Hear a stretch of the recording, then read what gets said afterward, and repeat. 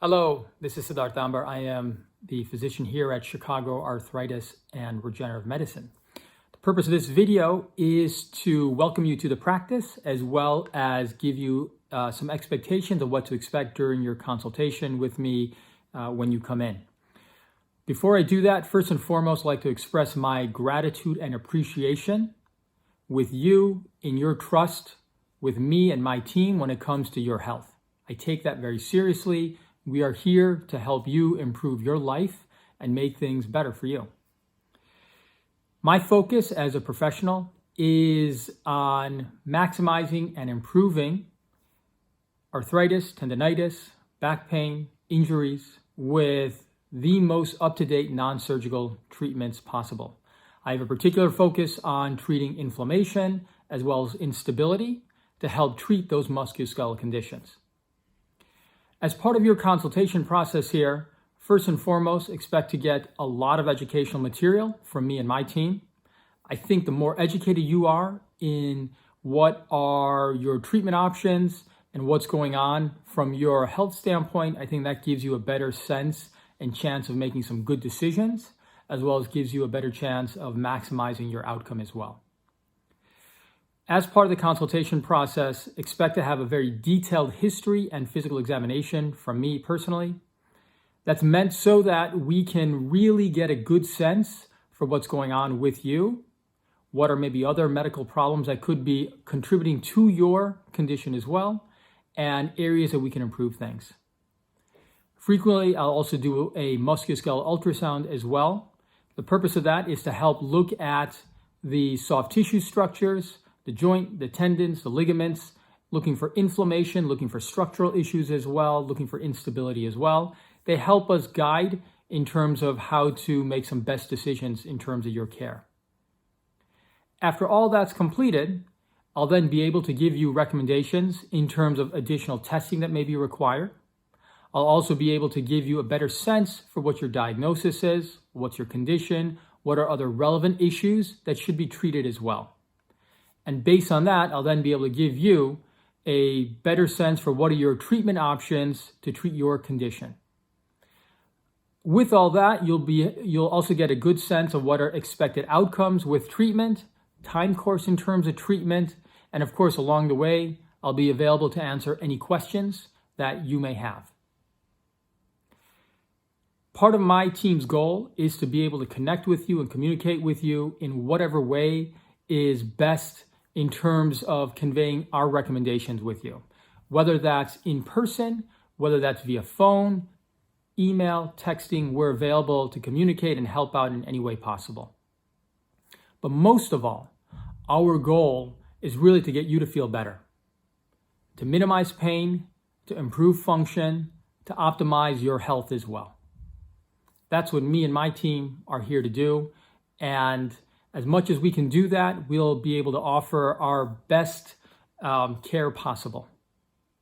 I look forward to meeting soon. Thank you for your time. Have a good day and live well. Bye-bye.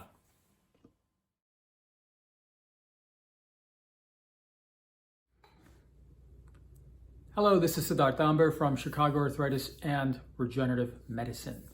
So, regenerative medicine is considered a relatively new field in medicine. The reality is that for those of us that have been involved for a number of years, there is a growing amount of experience that is important and essential to understand.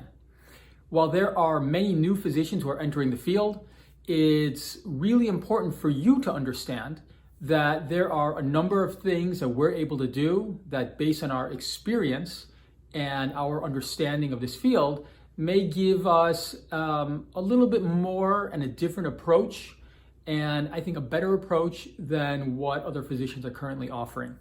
First and foremost is definitely the experience aspect to this. So prolotherapy is the original regenerative medicine. It's been around since the 1950s. Physicians originally started utilizing bone marrow-derived stem cells in orthopedic cases starting in the mid-1990s. The Regenix Clinic in Colorado started utilizing bone marrow-derived stem cells in this country, in the United States, in 2005. Me, personally, I've been involved in regenerative medicine since 2008. So while we think of this field as new, the reality is that for those of us that have been around a little bit longer, we have years of experience.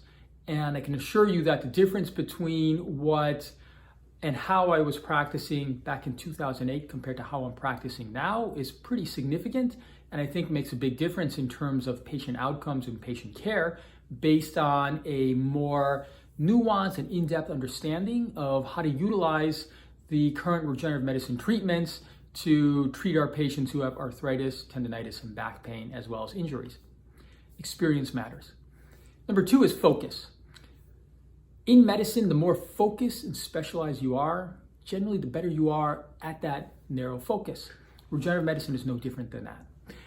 I think one issue that some physicians who are getting involved in regenerative medicine may face is that if they look at the orthobiologic regenerative medicine products as just another add-on or a second or third line option, they're really missing an opportunity to do a great job for their patients. So in my own practice, if somebody has a condition and a stage of condition that I think is treatable, if they have failed conservative options, and that means treatments such as physical therapy, activity modification, some over-the-counter supplements, chiropractic, and if they're still having pain or dysfunction or instability, then I think they're an appropriate candidate to consider for regenerative medicine treatment if they meet other candidacy requirements. On the other hand, I think a lot of physicians will end up frequently reaching for things like steroid injections as first line, which may help with pain short term, but is not healthy for tissue long term, which is a problem if your condition has any degree of instability or weakness. In addition, a lot of times people may utilize things like gel injections for knee arthritis, which can help with pain, but is not better than platelet-rich plasma. Platelet-rich plasma, which is an essential regenerative medicine treatment, is a better option. It's proven to be a better option than gel injections. A lot of colleagues will also utilize nerve blocks, burning nerves, nerve destruction procedures to give pain relief. The issue there is if that nerve happens to also supply muscle and give it and allows muscle contraction, then if you weaken the nerve, you weaken the muscle. Weakening that structural unit is going to make you worse off long term because you're more unstable. So utilizing that as a first line option rather than a regenerative process is a mistake as well, actually. For anyone who believes in a regenerative medicine approach, that's not the right way to treat someone. The third issue is image guidance. The traditional way that physicians are taught to inject somebody is by understanding surface anatomy, palpation, and then putting the needle in and hoping it hits the right spot. Hope is not a good way to practice medicine, all right? You really have to be more precise than that. If you're sticking a needle into somebody, you should be utilizing high-level ultrasound and X-ray guidance to make sure you're hitting the exact right tissue so that you're precise and there's no mistakes about it. That's the right way to do it. For me, that means every case I utilize ultrasound and X-ray guidance because that's the right way to treat people. In a musculoskeletal practice, the ultrasound is our stethoscope. That's how we really see deeper down into the tissue, and that's how we get a better result. For physicians who are not utilizing image guidance on every procedure in every case, it's not the right way to do it. You're not really going to get the best regenerative medicine treatment approach. Number 4 is a personalized approach to treatment. This is a big one. The reality is that you can't use the same products and the same cells in everyone. You have to utilize the right cells, the right products, the right approach, depending on what your condition is, what the severity of your condition is, and what your problem is. As an example, if you have a muscle, tendon, or ligament injury, I would use a different type of platelet approach rather than a one-size-all approach. You can only do that if you have staff and facilities that are high level to make that kind of sophisticated difference and change. Not everyone does, most people don't. A lab-based approach is a very rare way that regenerative medicine is approached, but it makes a big difference. Even in terms of how you isolate stem cells, if you don't do it with a right lab-based approach, you're not going to get as good a result. You're not going to be able to isolate the right kind of cells either. And then lastly is a comprehensive approach. Musculoskeletal conditions are very layers and layers deep. Most physicians understand that, but they don't necessarily practice that way. So as an example, if you have a knee problem, many physicians, even if they're utilizing regenerative medicine treatments, they may only be treating the knee joint. That's a mistake. The reality is that the layers of pathology are such that you need to be treating all the other layers that are involved, whether that's not only the joint, the meniscus, the tendon, the ligaments, the muscle, the fascial layers, any nerve layers that need to be treated, even bone if it needs to be treated. And then on top of that, if you're not only treating the knee, what about above and below the knee, ankle, hip, back? You have to treat everything in a 360 comprehensive holistic approach.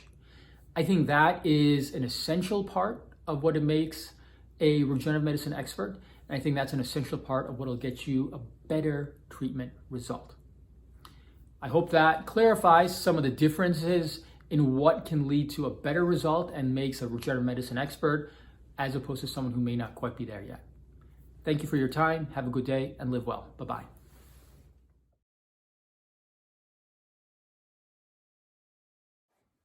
Hello, this is Siddharth Damber from Chicago Arthritis and Regenerative Medicine.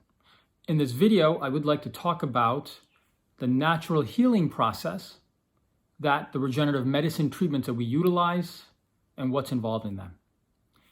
The normal healing process and cascade after an injury includes 3 defined steps.